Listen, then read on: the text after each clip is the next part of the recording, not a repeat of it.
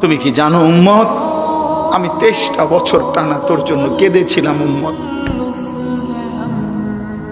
আমি এমন কাঁদা কাঁদছি রে উম্মত তোদের জন্য।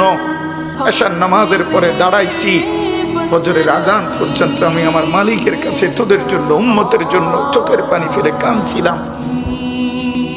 আমার এত চোখের পানি তোর দিল গলাইতে পারলো না। আমি তায়েফের পাথরের আঘাতে আমার পিঠটা চালনির মতো ছিদ্র ছিদ্র হয়ে গেছে রক্তে। আমি বুকে পেটে 2টা পাথর বাঁধছি ক্ষুধার কষ্টে।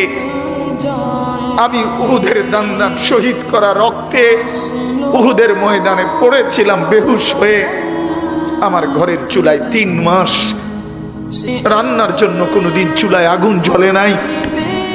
আমার এত চোখের পানি, এত রক্ত, এত ক্ষুধার কষ্ট, কিছুই তোর মন গলাইতে পারলো না, তোরে সেজদা দিতে পারলো না।